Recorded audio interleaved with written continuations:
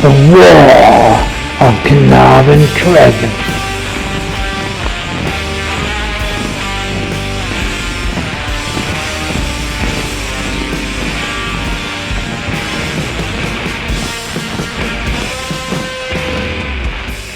The sound check went as normal and as boring as it could go. Nothing went wrong. The sound system worked like a dream.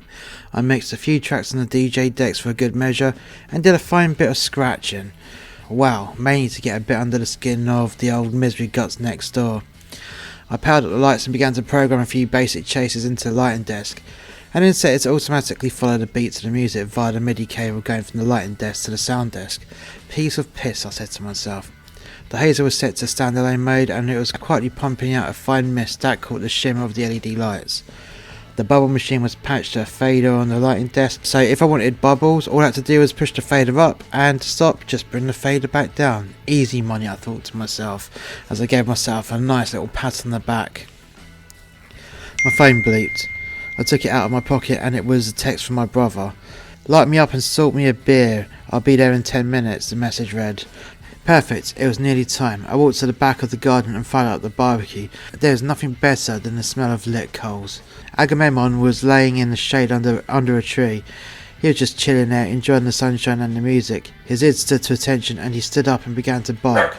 2 seconds later he darted into the house and towards the front door. Perfect, I said to myself. My first guests have arrived. Ellie had opened up the door and Agamemnon darted back into the garden, followed by the family across the street. I decided to invite a few of the families in the street along, just for a bit of a backup when it came to the old bag deciding to lie about today, in the hope that they would just tell her to fuck right off. To me, it wasn't about getting to know the rest of the neighbours, but more of a fuck you to the old bag, as she simply wasn't invited. I also hoped that she would also make a bit of a scene, so the rest of the neighbourhood could see what it was like to live next to this nasty old woman. Next to arrive was my brother, his wife and my nephew. Agamemnon was darting around the garden as well as darting in and out of the house because he was so excited of the attention he was getting from all the people that was arriving. I went into the kitchen and asked Ellie to let people know to shut the back door as they come out, so Agamemnon wouldn't get too overexcited and trip someone up by darting in and out of the house. As expected, my brother came out with a stack of beer and we both went over to the barbecue. The coals were nearly ready to get started. I walked back to the DJ decks and I wasn't going to DJ just yet. I was just going to wait till we had a few more guests. I walked into the house and said hello to Heather, my sister-in-law, and my nephew Dave. "Dave," I said, "make yourself useful and carry some of these meat trays out to your dad." "Sure," Dave replied. He was a 12-year-old lad going on 20. A bright lad, but a quiet one. Hopefully one day he would come out of his shell. Dave carried out 2 trays and I followed with another 2. This should keep my brother Bill busy for some time. We walked out into the garden, closing the door behind us. As we passed the DJ area, I pushed up the special fader and the bubble machines whirled to life. Dave looked at me, smiled and quietly said, "It's a bit gay, isn't it?" "Oi," I said. "It's for the kids, and if you're not careful I won't let you have any jelly and ice cream." And Dave gave me a quiet "fuck you, Uncle Chaz." I laughed, and we carried on to the back of the garden to give Bill the good stuff to begin the cook. I went back to the kitchen to grab my beer and my parents had arrived. They were both fussing over Aurora, who was trying to eat the present that was in her possession. There was a knock at the door and I went to answer it. It was the family from the other side. The 4 of them come in and on the way through the kitchen, I showed them the drinks table and insisted they help themselves, as and when they pleased. I then took them to the garden and showed the kids the setup. All the kids with the exception of Dave looked in awe of the lights, the smoke and the bubbles, not to mention the sound setup. If you want kids, later on I can give you a short lesson and have a go on the kit. They all smiled with glee. I had made their day and it felt good. The party was in full swing by 1 PM. The house and garden was heaving with family and friends, with neighbours and business acquaintances. I gave myself another pat on the back. Yeah, I thought to myself, this was bliss. The food smelled and tasted good, the tunes were pumping, people were dancing and I was guzzling through a bottle of rum nicely. Everyone was enjoying themselves, and then it was time for a few party games for the kids. We played Pass the Parcel and musical statues, and the enjoyment continued. The party took a turn to the dark side at about 3 PM when the birthday cake came out. Not that the cake and the singing of Happy Birthday was a dark twist, it was the old hag from next door. Just as the singing of Happy Birthday had finished, and Ellie was about to blow out the candles with Aurora, he was in Ellie's arms. An egg exploded over the head of Dave, followed by another egg smashing off of one of my subwoofers, followed by another egg that hit Agamemnon on the back.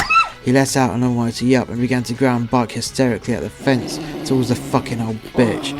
I killed the music and walked over to the fence, followed by everyone else. The old bitch was standing there with a box of eggs in her hand. "Oi, you fucking old cunt," I shouted. "What the fuck are you doing?" I had totally lost my shit. It was at this point some of the parents took the younger kids inside the house to protect them from my coarse language. I was fuming and was about to jump the fence to probably chin the old crane into her overdue grave. Then my dad grabbed me by the arm. I noticed out the corner of my eye that all the kids that were still in the garden had already pulled out their phones and began to film the old wench. It was only later on that evening that I found out that my nephew Dave had set up a live stream of the birthday cake and happy birthday songs, that the whole incident was totally caught on film on a live stream for the whole world to see. "Who gave you the fucking right to assault my nephew?" I shouted at the old bitch. "You've attacked my fucking dog. I should pick him the fuck up and drop him into your garden and let him rip you to fucking shred, you old bint." The woman said nothing. She was shaking with fear after what she had done. I don't even think she believed she had done anything wrong. She still believed that she was king shit of the road, and that we were infringing on her self-appointed authority. Agamemnon was still going apeshit. He was barking and snarling and jumping up at the fence. He was trying his hardest to get over and chew the old bitch a new arsehole, but alas, it was not his day for a justified bite of the old bitch. Not only was Agamemnon and myself for having a pop at the old woman, but the family from across the road and the family from the other side of us. Ellie went apeshit herself as both her and Aurora were close to being hit by an egg as they were standing next to Dave. Ellie passed Aurora to my mother, and I went to jump the fence, though we were held back by members of our family. It was a rare occasion for anyone to see Ellie lose her shit, but her mother's instinct kicked in. "How dare you," Ellie shouted. "From day one of us moving in, you've given us nothing but trouble. What gives you the right? You nearly hit my baby, and I swear down, I ought to slap the living shit out of you." Ellie dashed her orange juice over the fence and it splashed the old hag right in the face. Direct hit. Verbal abuse from me, Ellie and the rest of our guests continued to get spewed over the fence towards the old hag, and it wasn't long before the police turned up. I believe it was Tim, my next door neighbour, that called them. Within minutes, the police had taken statements from everyone involved with the party. The live stream was terminated, and the old woman went to the back of the police car, handcuffed and in full view of the entire road. This was the beginning of an all-out neighbourhood war.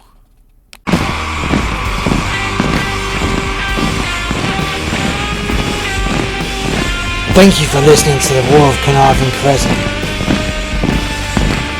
If you've enjoyed this production from Master X Media, why not check out more content by clicking the link in the description below. Until next time, soldier.